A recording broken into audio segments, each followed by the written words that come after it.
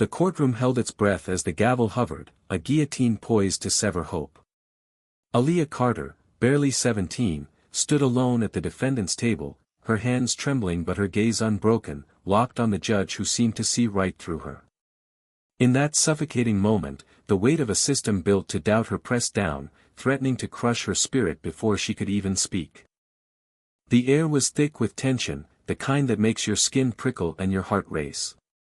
Judge Harold Grayson, a man whose face was etched with decades of unchallenged authority, stared down at Aaliyah, his lips curled in a way that suggested he'd already made up his mind. "Miss Carter," he said, his voice a low growl, "your plea for leniency is baseless. This court has no time for frivolous defenses." The words landed like a slap, and a murmur rippled through the packed courtroom, some in agreement, others in quiet outrage. Aaliyah, dressed in a second-hand blazer 2 sizes too big, clenched her fists.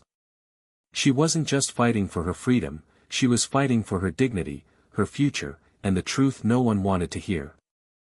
It had all started 3 months ago in the small town of Willow Creek, Alabama, where the lines between right and wrong were often drawn in shades of skin color. Aaliyah, a straight-A student at Willow Creek High, had been walking home from her part-time job at the local library when she was stopped by Officer Daniel Hargrove.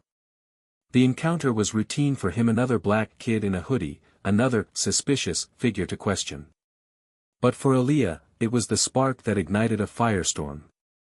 Hargrove claimed she matched the description of a shoplifting suspect, though the vague details young, black, female Calvi applied to half the girls in town. When Aaliyah, calm but firm, questioned his reasoning, Hargrove's ego took a hit. Words escalated to accusations, and before she knew it, her wrists were in cuffs, her backpack searched, and a trumped-up charge of resisting arrest slapped on her record. The arrest was a scandal that tore through Willow Creek like wildfire. The town, already divided by unspoken racial lines, erupted in debates. Some saw Aaliyah as a troublemaker, a girl who should have known better than to talk back. Others, including her family and a handful of teachers, knew the truth: Aaliyah was no criminal. She was a prodigy, a self-taught legal scholar who spent her nights poring over law books borrowed from the library, dreaming of a future where she could rewrite the rules that had failed people like her. But in a town where justice was often a privilege, not a right, her brilliance was a threat, not a gift. Now, standing in the courtroom, Aaliyah felt the weight of every eye on her. Her mother, Renee, sat in the front row, her hands clasped so tightly her knuckles paled. Beside her was Mr. Thompson, Aaliyah's history teacher, who had seen her potential when others saw only a statistic. The rest of the room was a mix of strangers, some sympathetic, others skeptical, all waiting for the judge to seal her fate. The charge of resisting arrest carried a maximum of 6 months in juvenile detention, but for Aaliyah, it meant more: a stain on her record, a barrier to college, a theft of her dreams. Grayson leaned back in his chair, his expression unyielding. "Miss Carter, you were given a chance to plead guilty and accept a reduced sentence. Instead, you've chosen to waste this court's time with a defense that lacks any legal grounding." His tone dripped with condescension, as if Aaliyah's very presence was an inconvenience. The prosecutor, a wiry man named Paul Whitaker, smirked from his table, confident that the case was a slam dunk. After all, who would believe a black teenager over a decorated officer? But Aaliyah wasn't just any teenager. She took a deep breath, her voice steady despite the storm inside her. "Your Honor, with all due respect, I'm not here to waste anyone's time. I'm here to prove I was wrongfully arrested, and I have evidence to back it up." The courtroom fell silent, the air electric with surprise. Even Grayson's eyebrows twitched upward, a flicker of curiosity breaking through his stonewall demeanor. Aaliyah reached into her folder, pulling out a neatly organized stack of papers. Her hands shook slightly, but her resolve was ironclad.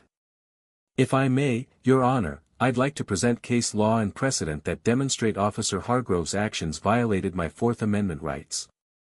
The words came out clear, precise, each syllable a defiance of the doubt surrounding her. She cited Terry v. Ohio and Wren v. United States, her voice gaining strength as she explained how Hargrove's stop lacked reasonable suspicion. The crowd leaned forward, some scribbling notes, others exchanging stunned glances. Whitaker's smirk faded, replaced by a scowl as he scrambled to counter her arguments. Grayson, however, was unmoved. "Miss Carter, this is a courtroom, not a law school lecture hall. You're a minor, not an attorney.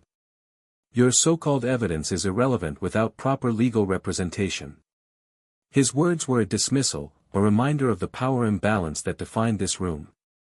Aaliyah's heart sank, but she refused to let it show. She'd spent months preparing for this moment, teaching herself the law while her peers worried about prom dresses and football games. She wasn't about to back down.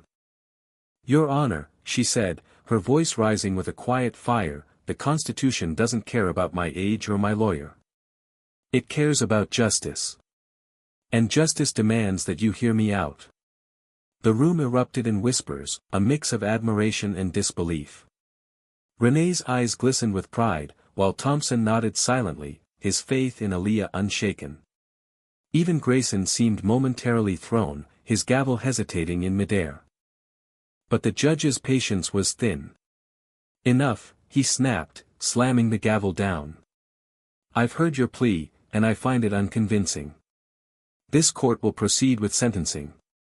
The words hit like a physical blow, and Aaliyah felt the world tilt beneath her. She'd poured everything into this fight, every late night, every tear, every ounce of hope, and now it was slipping away. The crowd stirred, a low rumble of dissent growing louder.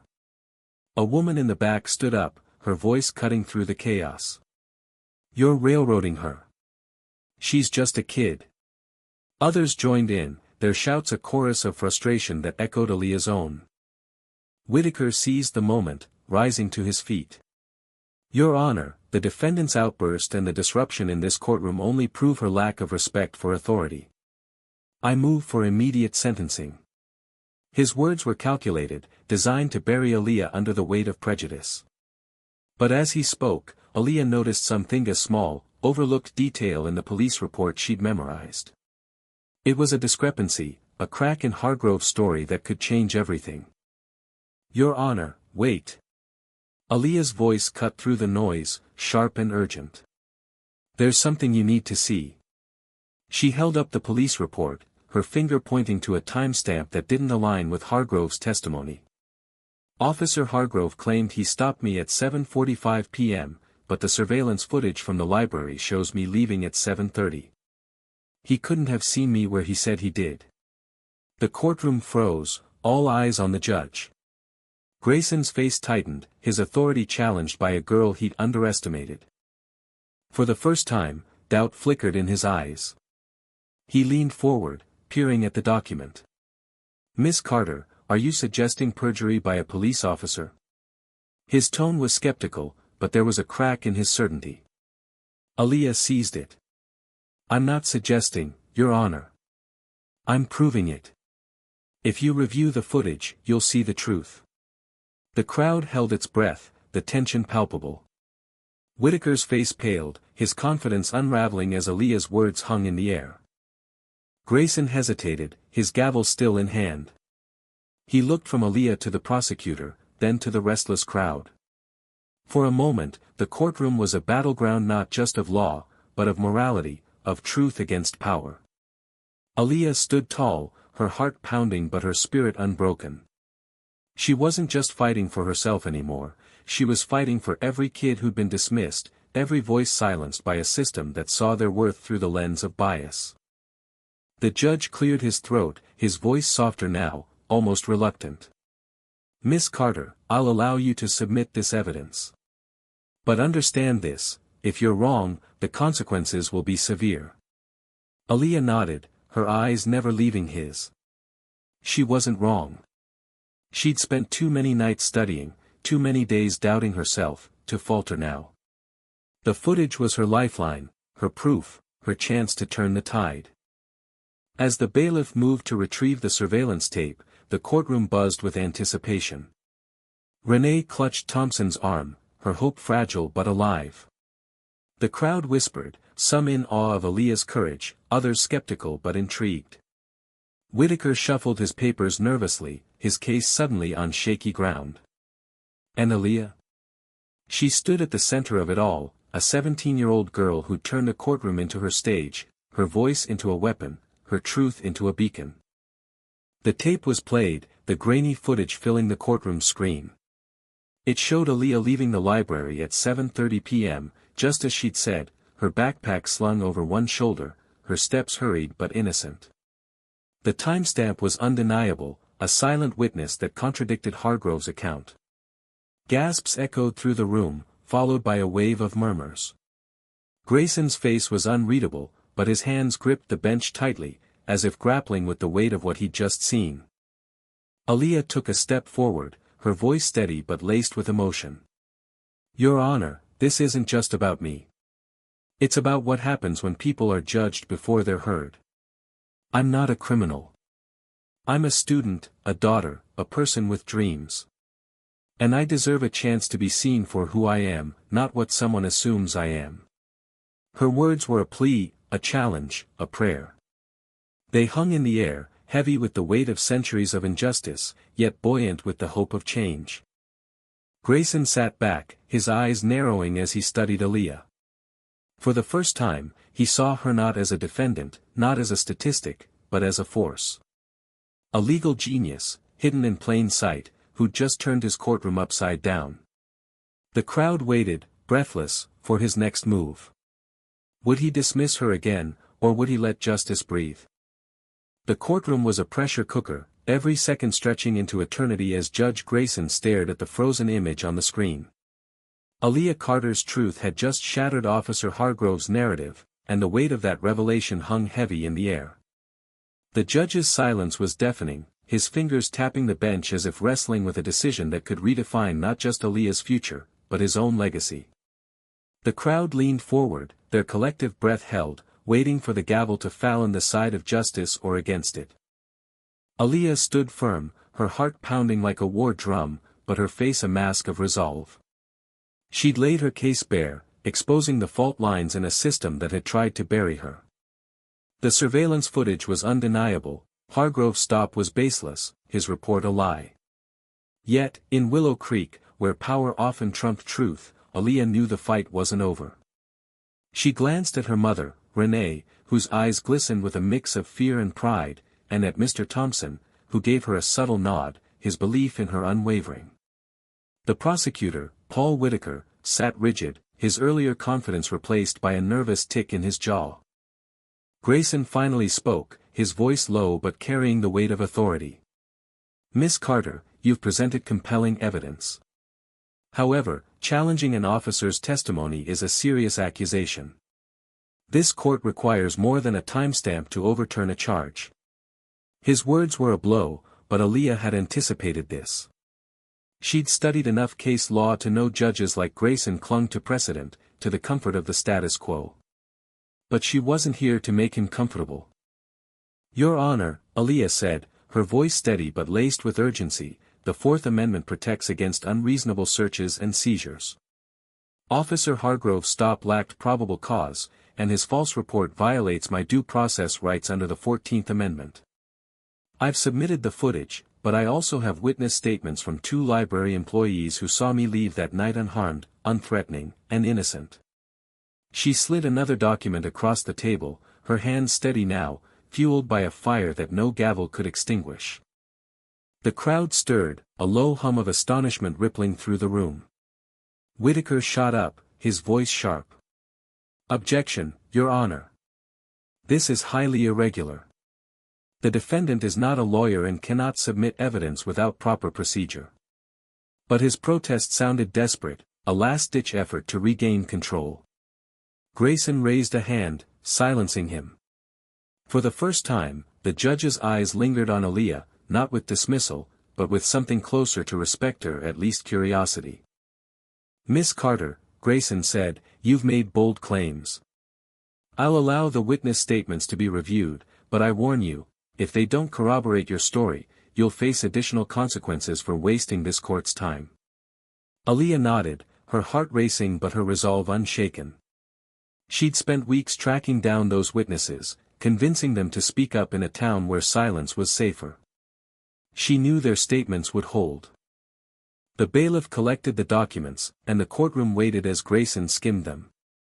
The first was from Mrs. Jenkins, the head librarian, who confirmed Aaliyah's timeline and described her as a model student, incapable of the aggression alleged. The second was from Carlos, the janitor, who'd seen Aaliyah walk past the library's front camera, alone and calm, at exactly 7:30 p.m. Each word was a brick in the wall Aaliyah was building, a defense not just for herself but for every kid who'd been profiled, dismissed, or silenced. Grayson set the papers down, his expression unreadable. "This is unexpected," he admitted, his voice softer now, almost reluctant. "The evidence suggests inconsistencies in Officer Hargrove's account. But this court must consider the broader context. Public safety, order, and respect for law enforcement are paramount." Aaliyah's stomach twisted. She'd heard this rhetoric before, the kind that justified bias under the guise of order. But she wasn't done.